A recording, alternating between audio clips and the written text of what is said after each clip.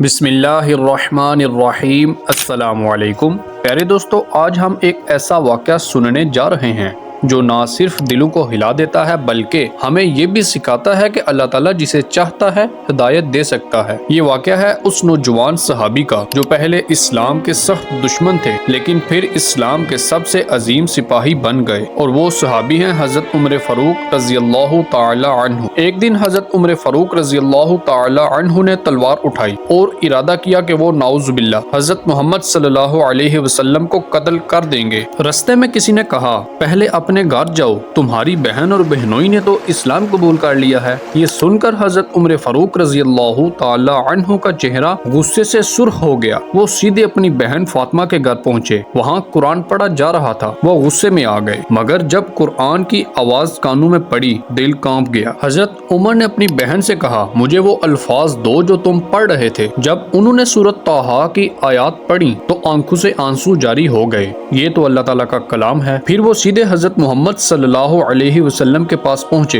اور اعلان کیا کہ اے اللہ کے نبی حضرت محمد صلی اللہ علیہ وسلم، میں گواہی دیتا ہوں کہ آپ اللہ کے رسول ہیں۔ پھر کیا تھا؟ وہی عمر جو اسلام کا دشمن تھا، اسلام کا سب سے بڑا محافظ بن گیا، جس کے ایمان لانے پر مسلمانوں نے بلند آواز میں کعبہ میں نماز ادا کی۔ کفار مکہ کانپ اٹھے اور اسلام کو ایک نئی طاقت ملی۔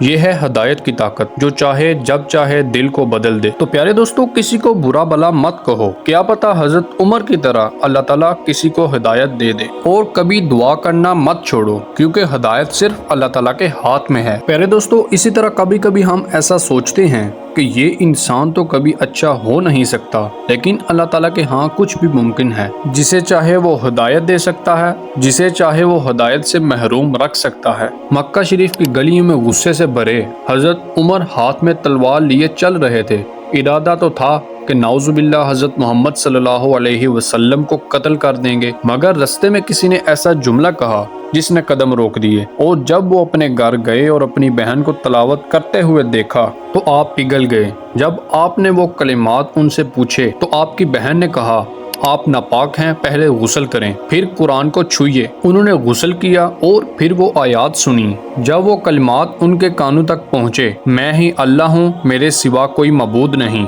بس میری ہی عبادت کرو، تو حضرت عمر کی آنکھوں سے بے اختیار آنسو جاری ہو گئے۔ دل بدل چکا تھا، وہ جان چکے تھے کہ یہ کلام کسی انسان کا نہیں ہو سکتا۔ تو پیارے دوستو، اللہ تعالیٰ سے دعا ہے کہ اللہ تعالیٰ ہم سب کو دین کی سمجھ عطا فرمائے اور ہمیں ہدایت عطا فرمائے۔ اگر آپ کو ہماری ویڈیو اچھی لگی ہے تو اس کو دوستوں کے ساتھ شیئر کریں، اور مزید اسلامک ویڈیوز اور واقعات کے لیے اس چینل کو سبسکرائب کریں تاکہ اسلام کی تعلیمات آپ تک پہنچ جائیں۔ ملتے ہیں اگلی ویڈیو میں، تب تک اللہ حافظ۔